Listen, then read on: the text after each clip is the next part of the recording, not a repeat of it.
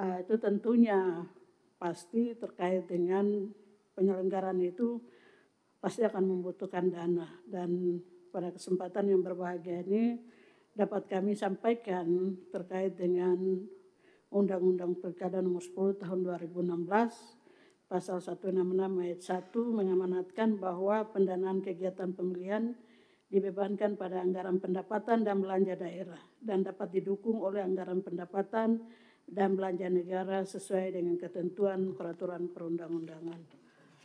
Pada kesempatan yang berbahagia ini dapat kami laporkan bahwa Kementerian Dalam Negeri, dalam hal ini Bapak Menteri, sudah menugaskan kami dan Pak Sekjen dan beberapa jajaran untuk melaksanakan koordinasi kerja dengan sejumlah daerah yang akan melaksanakan pemilihan ulang.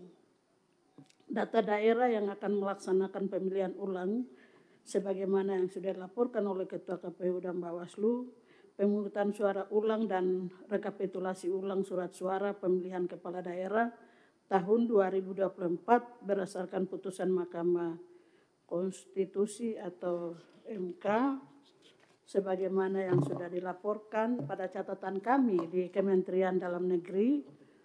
Saya langsung saja ke substansi. Dari 24 daerah yang akan melaksanakan pemungutan suara ulang atau PSU dapat dikelompokkan sesuai dengan kesiapan dan kemampuan pendanaan sebagaimana yang sudah kami koordinasikan dari Kementerian Dalam Negeri.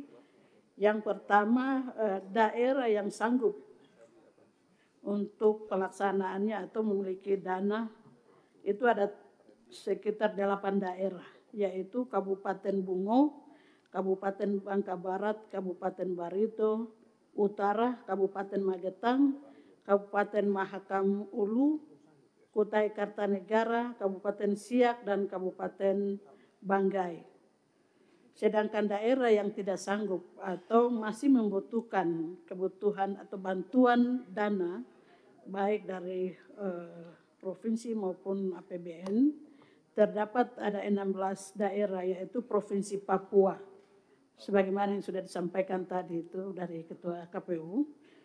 Kemudian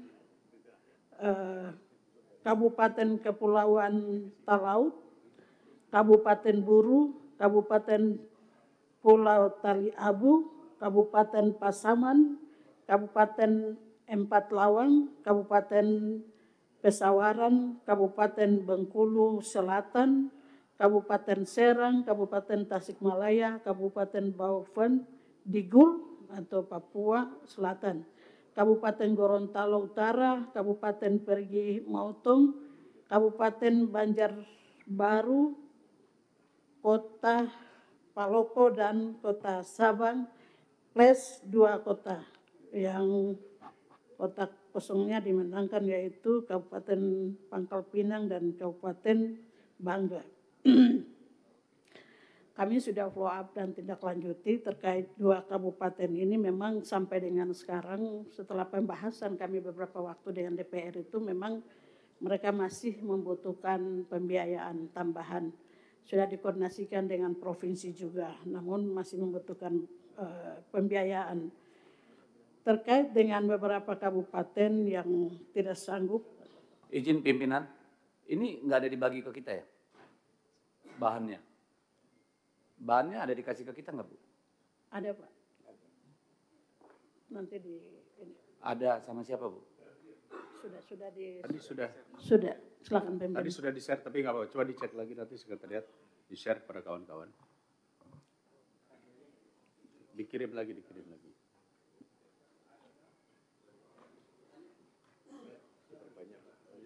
Siap, kami bisa lanjutkan.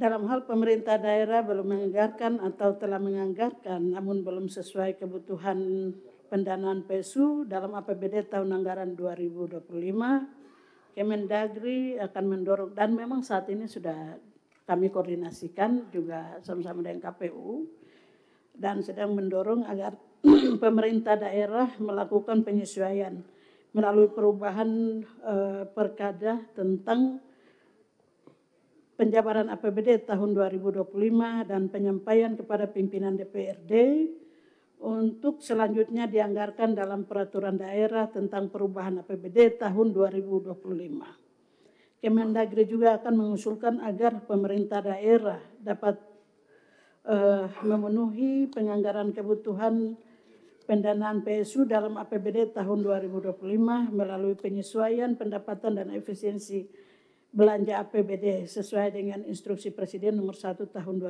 2025. Namun kendala yang kami hadapi di daerah memang karena kepala daerahnya juga baru terpilih.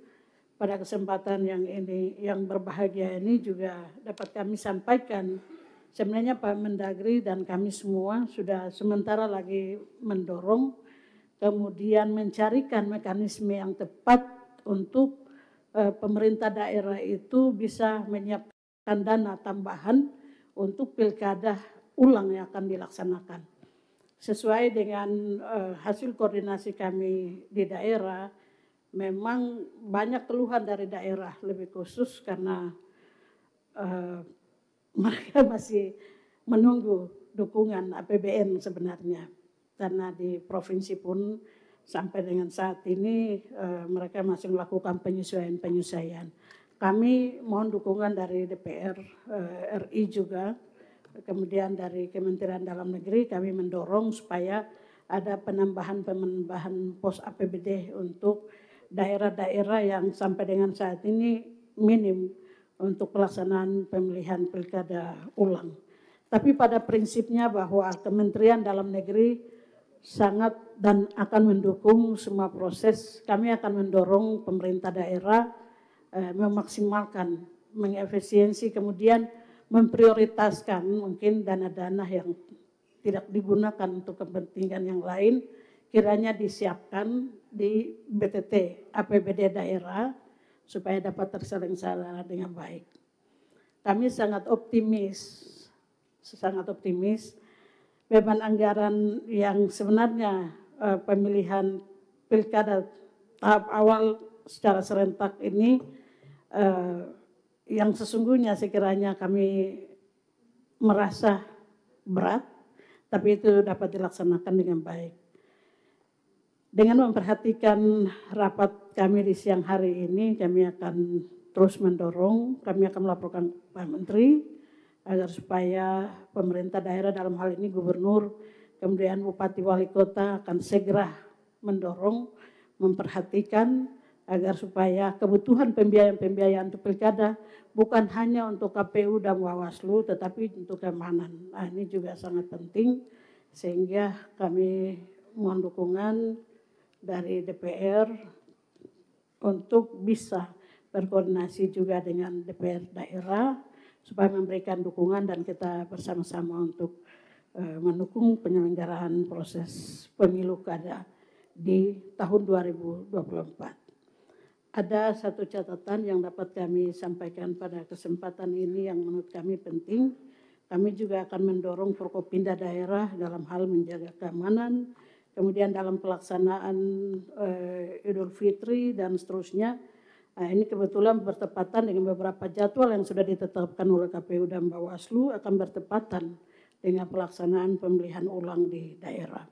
Mungkin itu demikian beberapa hal yang menurut kami menjadi catatan penting dari Kementerian Dalam Negeri untuk kita bersama-sama mendorong kemudian memberikan dukungan kepada pemerintah daerah supaya sesegera mungkin menyiapkan APBD-nya untuk penyelenggaraan pemilu tahun 2024 yang masih tersisa.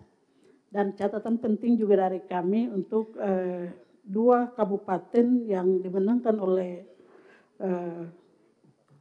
kota kosong, sekiranya kepada KPU mungkin bisa mensosialisasikan lagi kepada masyarakat supaya hal ini tidak terulang kembali lagi, supaya demokrasi kita bisa berjalan secara baik ke depan.